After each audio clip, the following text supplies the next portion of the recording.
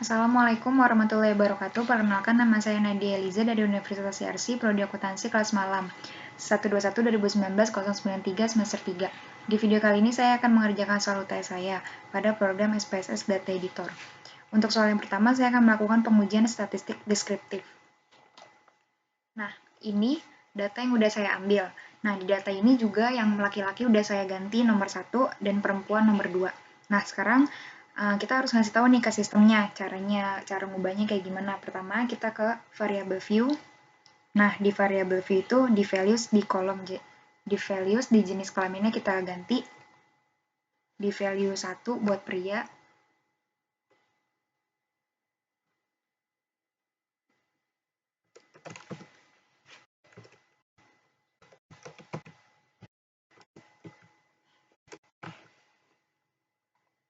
Value 2 untuk wanita. Kita add, oke. Nah, desimalnya kita ganti 0 semua.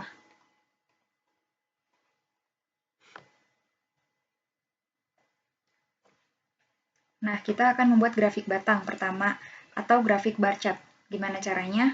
Pertama kita klik grab, legasi dialog, bar, pilih simple, lalu data in chart, lalu summaries for group of cases, define. Di sini kita masukin variabel jenis kelamin ke kategori aksis. Terus kita akan menguji data yang jenis kelamin. Oke.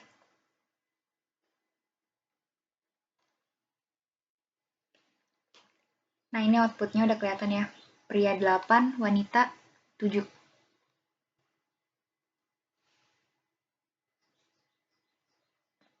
Nah, kalau udah, kita bikin pie chart, sebuah diagram lingkaran atau sebuah grafik statistik berbentuk lingkaran yang terbagi menjadi irisan-irisan proporsi numerik. Nah, gimana caranya? Caranya kita ke grab,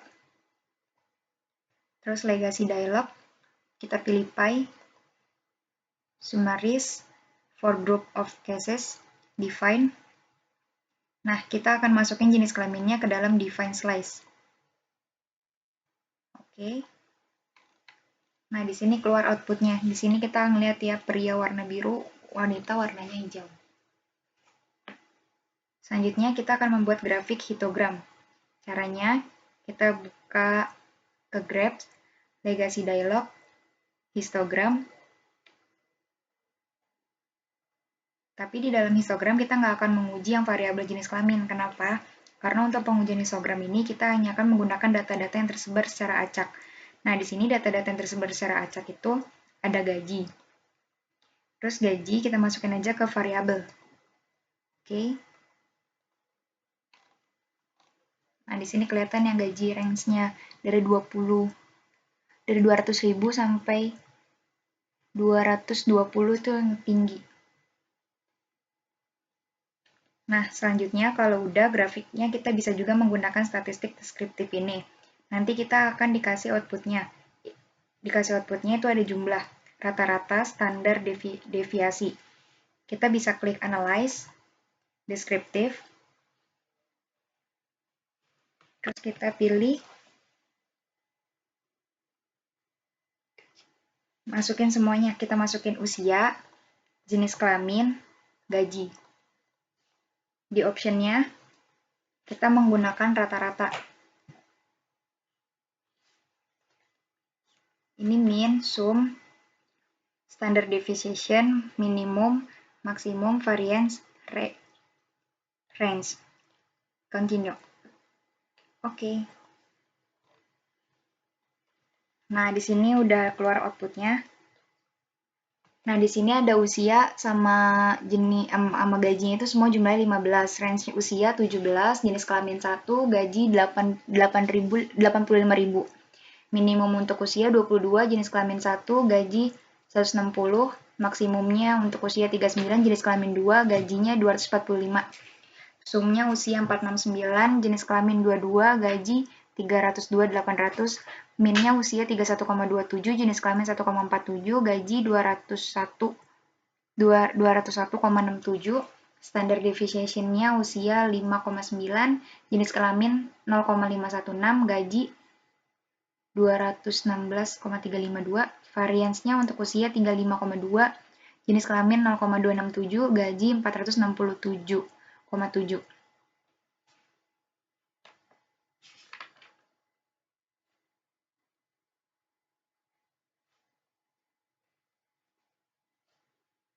Kita akan melanjutkan. Tadi kan di analysis ini di deskriptif statistik ada frequency. Kita juga bisa menggunakan deskriptif statistik frequency untuk memperoleh presentasi data responden. Frekuensi ini digunakan untuk memperoleh presentasi identitas responden berdasarkan karakteristiknya. Langsung aja.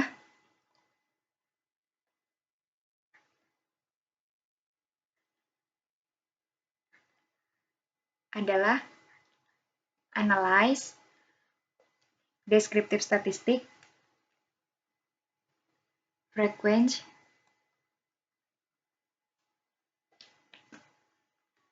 masukin jenis kelamin, usia, gaji. Oke. Ini keluar outputnya.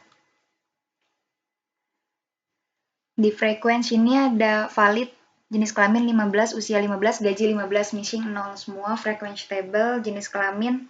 Untuk pria frekuensinya 8, wanita 7, total 15, presentasinya 53,3 untuk pria, wanita 46,7, total 100, valid persennya itu 53,3 untuk pria, wanita 46,7, total 100. Kumulatif persennya itu 53,3 untuk pria, wanita 100. Untuk usia, frekuensinya 22 untuk 2, persennya 13,3 untuk 22, valid persen 13,3 untuk 22, kumulatif persen 13,3, dan seterusnya. Untuk gaji 160.000, frekuensinya 1, persennya 6,7, valid persennya 6,7, kumulatif persennya 6,7, dan seterusnya.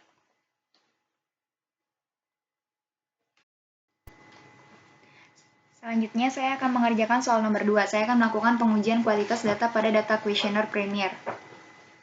Pertama, kita masukin dulu filenya. Open data, kita cari dulu Excel. Open. Oke.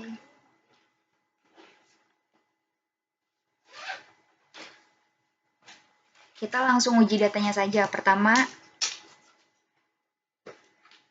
sekarang kita akan menguji reliabilitas dan validitas. Nah, kita langsung uji datanya saja ya.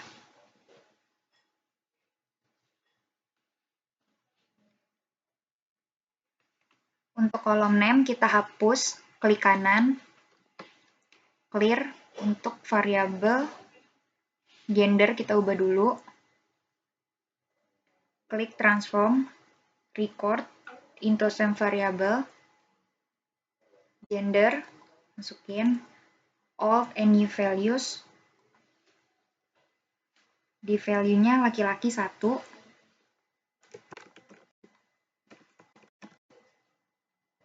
Di new value-nya 1.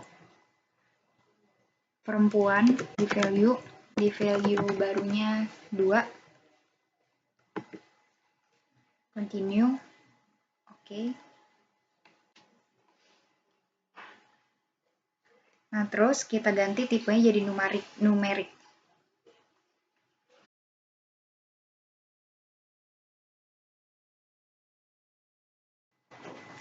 Untuk uji validitas dan reliabilitas, pertama kita klik Analyze, kita pilih Scale, Reliability Analysis, terus kita masukin BO1 sampai BO6 ke items.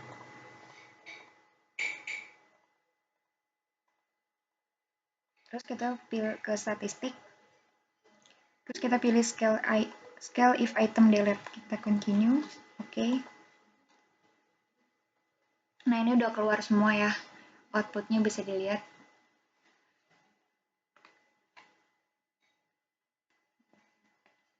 Untuk tabel reliability statistik, tadi di PPT kan kita udah baca ya, di atas 0,6 yang mana ada di kolom Cron batch alpha. Ini Cron batch alpha-nya 0,76 lebih, yang berarti sudah di atas 0,6, yang berarti datanya sudah reliable. Nah, untuk uji validitas,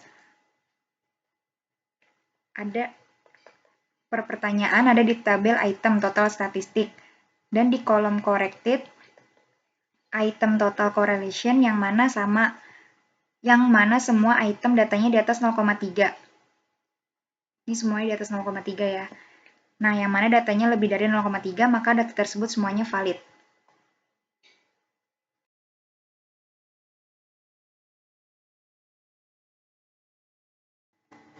Nah, tadi kan datanya masih ada yang M sama yang W. Nah, cara itu sama kayak yang B. Caranya kita klik Analyze, pilih Scale, Reliability Analyze, kita masukin semua yang MO1 sampai MO6.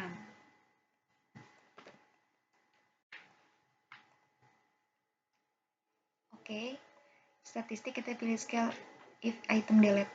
Oke. Nah, di sini keluar ya. Crunchbase alpha-nya juga sama di atas di bawah 0,6 yang berarti di atas 0,6. Itu artinya reliable. Terus corrected item total correlation-nya juga semua di bawah di atas 0,3. Itu artinya valid. Nah, sekarang kita mau nyoba yang W. Caranya juga sama. Klik Analyze, Scale, Reliability Analyze. Ini kita balikin dulu. Terus kita masukin yang WO1 sampai WO6.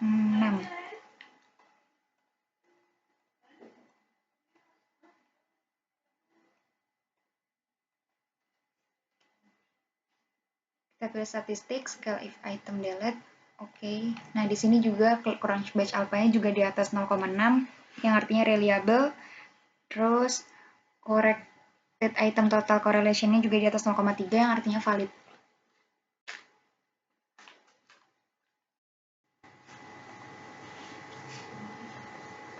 Nah, di sini kita akan ngerjain yang nomor 3. Datanya sama ya. Sama yang 2 soal tadi. Nah, soal nomor 2. Nah, di sini udah ada total B dan total W. Nah, yang belum ada itu total M. Nah, sekarang kita akan nyari total M. Gimana caranya? Kita pilih transform, komputer, variabel, total W-nya kita ganti total M. Nah, ini kita hapus, terus kita masukin yang MO1.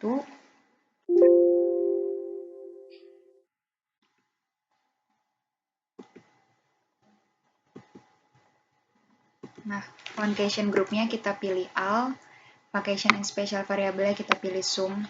Oke.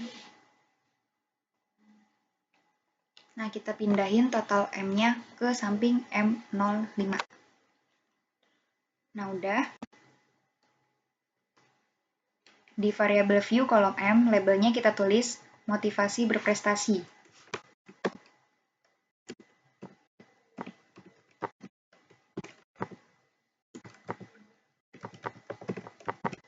Nah, di measure-nya kita ganti jadi scale.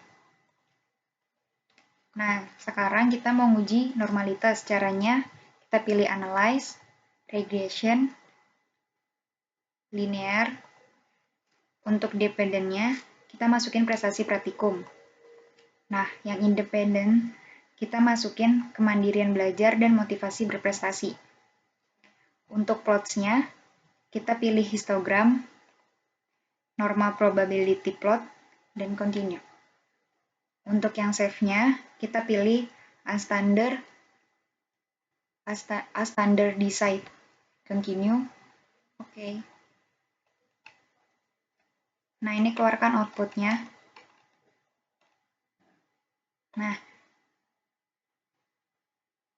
Nah, di sini ada histogram dan pp plot. Sebelumnya kita akan menguji one samplex. Caranya yaitu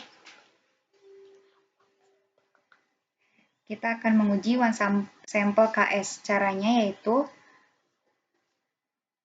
kita klik Analyze,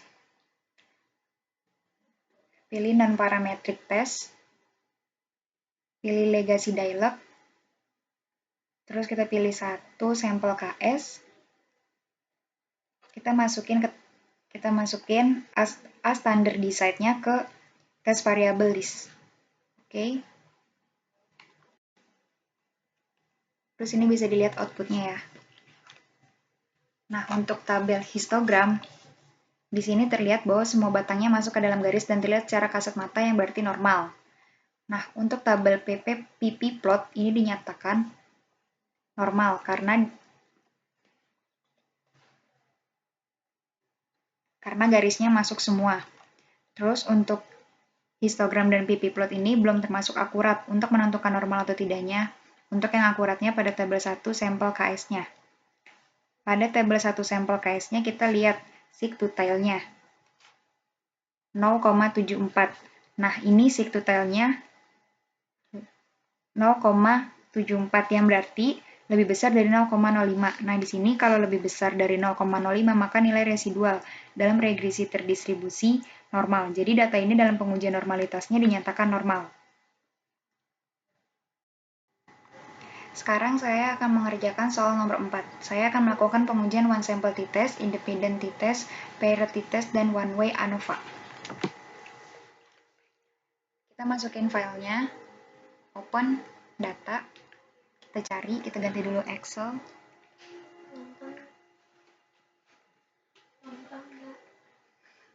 Oke. Nah, ini datanya ya, ini berat badannya. Sekarang kita mau nguji one sample t-test dengan contoh kasus seperti. Nah, di sini udah ada nilai acuan 55 kilo untuk one sample t-test. Ini kan jadi mau membandingkan, benar gak sih rata-rata berat badan mahasiswa FEB-YARSI angkatan 2019 ini sama dengan 55 kg? Nah, kita akan membuktikan benar atau tidaknya menggunakan SPSS.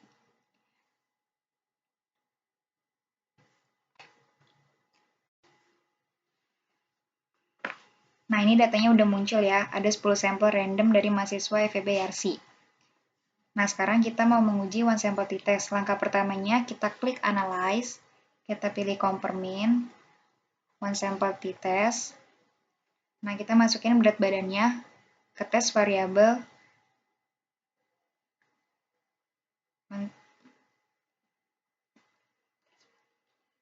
tes pilihnya kita masukin 55 kilo. Oke. Nah, di sini udah kelihatan ya. Jumlahnya ada 10, minnya 59, standar deviation-nya 7,3, standar error min-nya 2,3. One sample t-test-nya berat badan 1,7, t-tabelnya 1,7, degree of freedom-nya 9, sigtotalnya 0,121, mean difference-nya 4,0. Lower-nya negatif 1,2, upper-nya 9,2. Kita bisa menghitung juga pakai t-tabel atau t-hitung. Di sini ada 200 data, degree of freedom.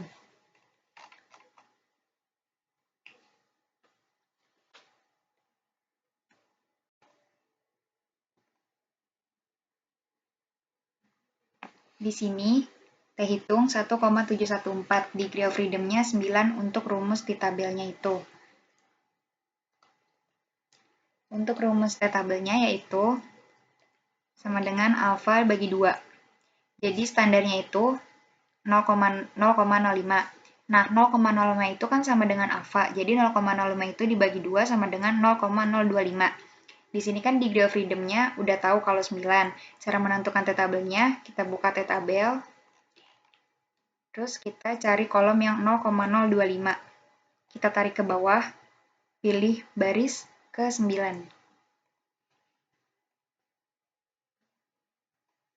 Pilih garis ke 9, ini hasilnya. Jadi dapat disimpulkan keputusannya berat rata-rata mahasiswa FEB-YARSI sama dengan nilai acuan 55 kg. Selanjutnya sekarang kita akan mengetes independent t-test. Kita masukin lagi filenya, open, data, Excel, kita cari.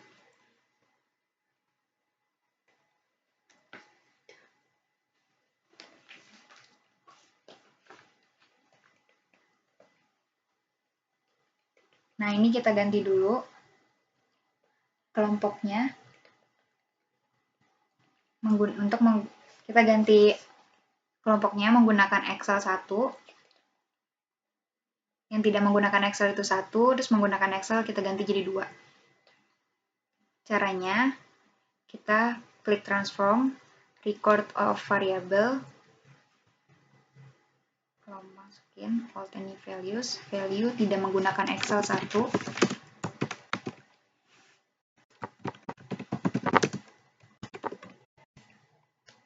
value-nya 1, terus menggunakan Excel,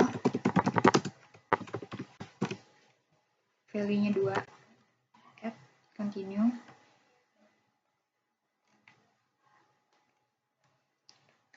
Nah, di sini udah keganti kan. Terus di variable view-nya kita ganti string jadi numerik. Oke. Noun-nya, value-nya kita ganti 1, tidak menggunakan Excel.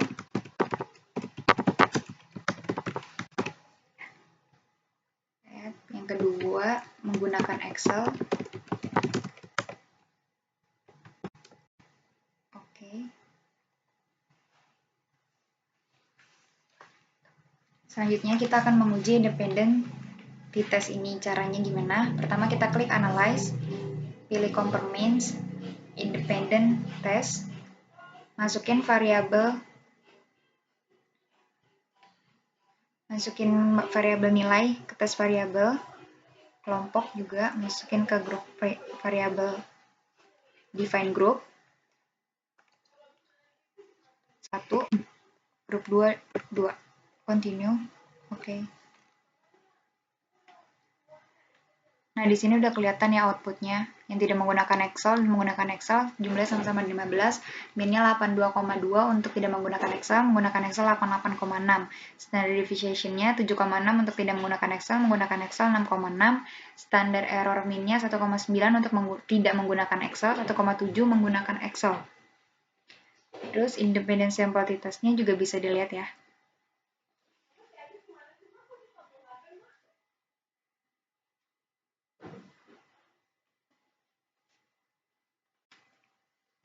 Untuk independent sample test-nya berpedoman pada nilai atau tabel yang terdapat pada baris equal variance assume. Nah, di sini diketahui nilai pada Levant test for equality of variance, nilai signifikannya 0,582, yang berarti lebih dari 0,5. Maka menandakan kelompok data dari populasi yang sama atau homogen. Nah, selanjutnya nilai yang sigtotalnya 0,022 yang artinya probabilitasnya kurang dari 0,05 sesuai dengan pedoman ini. H0 ditolak untuk HA ditolak untuk H0 ditolak untuk H0 ditolak dan HA diterima untuk t-test for equity of means-nya. Untuk means difference-nya itu min 6,332, selisih dari nilai 82,23. Dikurang 88,50, selisihnya min 6332. Jadi untuk independent sampelnya, alias ada perbedaan rata-rata mahasiswa menggunakan Excel dan tidak menggunakan Excel. Nah, selain itu bisa menggunakan tabel T-hitung. Untuk T-hitung rumusnya sama dengan alfa dibagi 2 jadi 0,05. Itu dibagi 2 sama dengan 0,025. Di sini degree of freedom-nya 28. Terus kita buka tabelnya. Ikutin kayak tadi. Terus nanginin 0,025. Dia ada di baris ke-28, 2,04.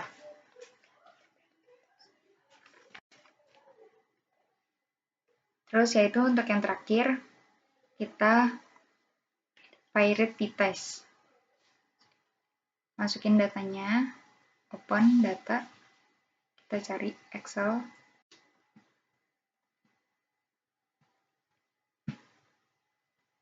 Oke.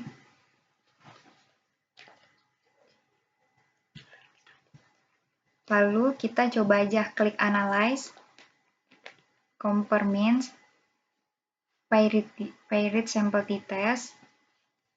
Terus kita masukin berat sebelum variabel dan berat sesudah variabel. Terus oke. Nah, ini outputnya yang keluar ya. Nah, pada tabel paired sample statistik diperlihatkan ringkasan hasil statistik deskriptif dari dua sampel yang diteliti, yakni berat badan sebelum dan berat badan sesudah diberi obat. Nah, jadi dapat disimpulkan obatnya berpengaruh. Nah, selanjutnya kita lihat tabel paired sample correlation. Pada sample correlation menunjukkan hasil korelasi hubungan antara kedua data atau hubungan variabel berat sebelum dan sesudah. Pada output ini, nah nilai sig 0,00 yang berarti kurang dari 0,05, maka HO ditolak, HA diterima. Berarti ada perbedaan rata-rata berat badan relawan untuk KRC sebelum diberi obat dan sesudah. Nah, lihat lagi tabel T. Tabelnya 6,63. Di degree of freedom-nya 15. Sama rumusnya. Alpha dibagi 2 jadi 0,05 dibagi 2 sama dengan 0,025. Di sini degree of freedom-nya 15. Kita buka tabel. 0,025 itu ada di barisan ke 15. 2,1.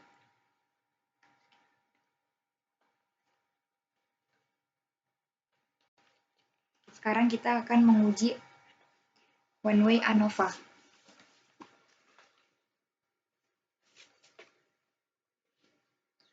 Kita masukin filenya, open, data, kita cari di Excel, open, oke.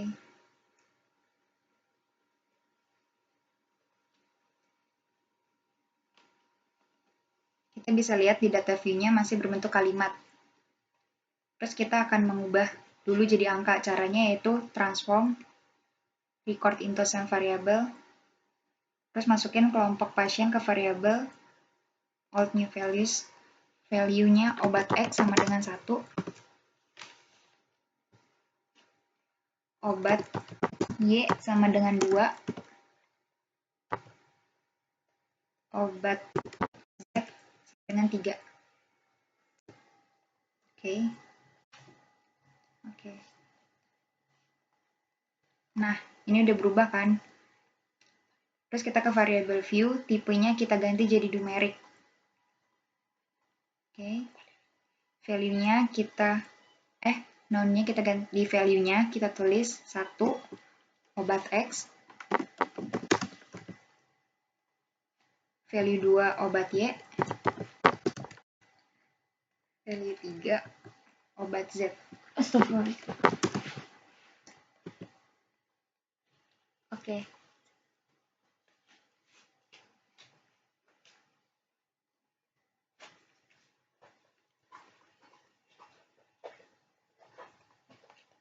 Kita ubah ya, tadi salah obat.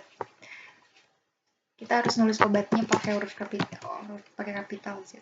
Oke.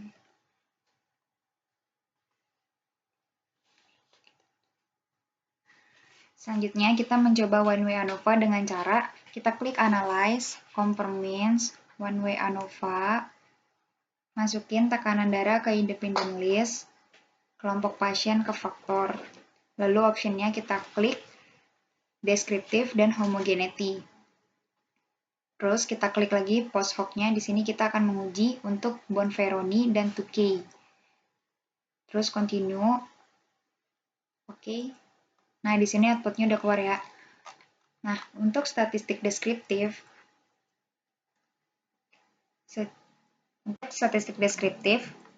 secara deskriptif, ini yang keluar. Terus untuk yang tes homogeneity-nya, kita lihat nilai sigma-nya 0,708, yang berarti lebih dari 0,05. Jadi sesuai pedoman, data tersebut mempunyai varians yang sama. Jadi dapat disimpulkan varians 3 kelompok pasien dari tekanan darah tinggi mempunyai varians yang sama atau homogen. Jadi berdasarkan tes homogeneity of variance sudah memenuhi salah satu syarat untuk pengujian one way ANOVA. Untuk tabel ANOVA kita membutuhkan hipotesis dan kriteria. Di sini nilai sigmanya 0,01 yang artinya kurang dari probabilitas 0,05, maka sesuai hipotesis HO ditolak, HA diterima. Nah, di tabel ANOVA kita sudah ketemu T-tabelnya, F-tabelnya 10,005. Untuk F-tabelnya kita bisa analisis 2. Analisis 2 itu untuk pembilang, 18 itu untuk penyebutnya. Nah, kita buka F-tabel.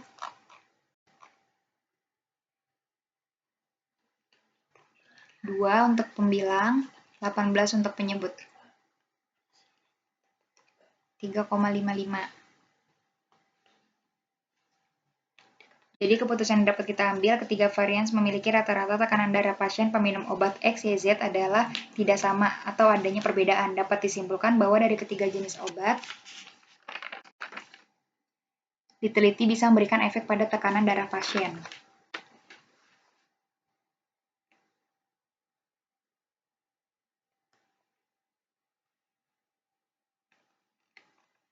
Terus ini yang post hoc test, adanya perbedaan yang signifikan. 2K HSD yaitu adalah pengujian perbandingan jamak untuk menentukan apakah dua rata-rata atau lebih berbeda secara signifikan. Kalau Bonferroni adalah pengujian analisa sampel yang sama maupun berbeda di setiap perlakuan. Output homogeneous subject subset, interpretasinya tidak ada perbedaan yang signifikan karena tekanan darahnya sama 125. Untuk kolom yang kedua, obat Z 152,14. Adanya perbedaan yang signifikan antara obat X dan obat Z. Sekian UTS dari saya. Wassalamualaikum warahmatullahi wabarakatuh.